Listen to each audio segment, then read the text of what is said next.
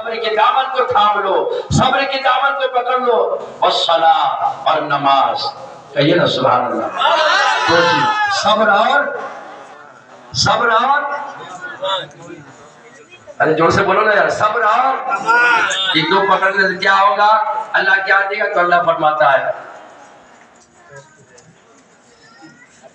یا ایھا الذین آمنوا استعینوا بالصبر والصلاۃ ان اللہ مع الصابرین۔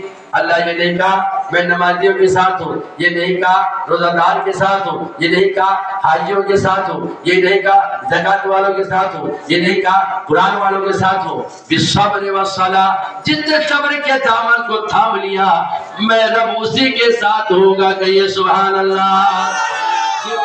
فرق تو کربلا کی تپتی زمین پر اللہ نے امام علیہ مقام کے ذریعے دکھا دیا کہ نماز ادھر بھی تھا، نماز ادھر بھی تھا، قرآن کی تلاوت ادھر بھی تھی، قرآن کی تلاوت ادھر بھی تھا، روزہ ادھر بھی تھا، روزہ ادھر بھی تھا، عبادت ادھر بھی تھا، عبادت ادھر بھی تھا، مگر ایک چیز نہیں تھا جس کا نام صبر ہے، اگر وہ تھا تو حسین کے خیمے میں تھا، کہیے سبحان اللہ۔ تبھی تو اللہ نے فرما دیا ابے جتنی عبادت کر لے کوئی فائدہ نہیں، اگر صبر کے دامن کو نہیں تھامے گا تیرا سب عبادت پھنس جائے گا پانی میں، سب عبادت برباد۔ کیونکہ نماز کے لیے بھی صبر چاہیے، نماز ہم پڑھتے ہیں تو صبر چاہیے کہ نہیں، ورنہ اللہ اکبر ابھی دکان جانا ہے، دکان جا کر کتنا حساب کرنا ہے، کتنا بیچا کتنا پتہ چلا گیا نماز۔ نماز پڑھنے کے لیے بھی کیا چاہیے؟ زور سے کیا چاہیے؟ یہی صبر تو امام علی مقام نے دکھایا۔ نظر کے سامنے 6 ماہ کے معصوم علی اصغر کو شہید کر دیا، امام علی مقام نے صبر کیا، چیخا نہیں، چلایا نہیں، کیوں مارا؟ ایسا کوئی دلیل ہے کہ امام حسین نے کہا کہ کیوں مارا؟ کوئی سوال کیا؟ صبر کیا۔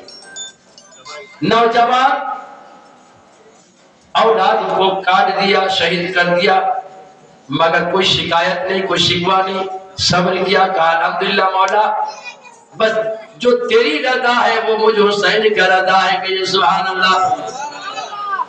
پورا خاندان لٹ گیا مگر اس تک نہیں کیا، اب خود بھی لٹنے لگے، اور جب آخری وقت آیا تو کوئی اپنے لیے کچھ طلب نہیں کیا کہ مولا اب آخری وقت ہے، اب میں بھی قتل ہونے جا رہا ہوں، تو مولا اس کے عوض میں مجھے کچھ تحفہ عطا کر، اس کے عوض میں مجھے کچھ مال و زر عطا کر، اس کے عوض میں میرے خاندان جو اب تک حیات میں چھوڑ کے جا رہا ہوں اسے دولت عطا کر۔ نہیں، آخری سجدے میں بس کہا تو یہی کہا مولا اگر مجھے حسین کا سجدہ اس کربلا کی تپتی زمین پر تیرے بارگاہ میں قبول ہے تو کچھ نہیں، بس میرے نانا کی گناہگار امتی کو بخش دے۔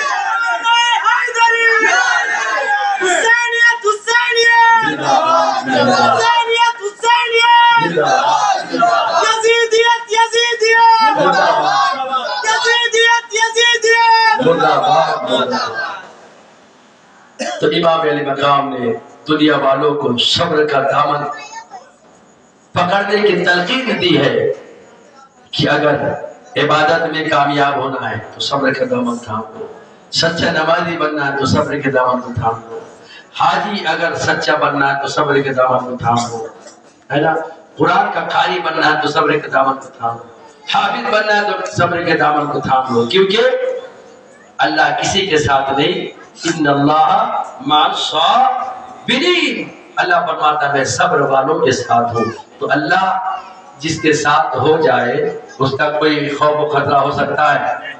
جس کے ساتھ اللہ رہے اس کا کوئی خوف و خطرہ ہو سکتا ہے؟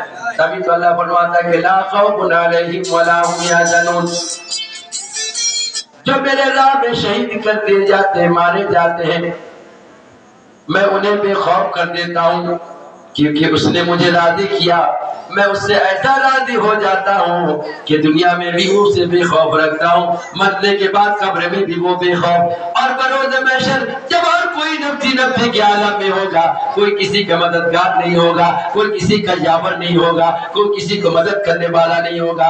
اس محشر کے میدان میں مجھے راضی کرنے والے کو، میں اپنے دوستوں کو، اپنے ولیوں کو، اپنے چاہنے والوں کو، اپنے مومنین بندوں کو اس محشر کے میدان میں بھی بے خوف اٹھاؤں گا کہ یہ سبحان اللہ۔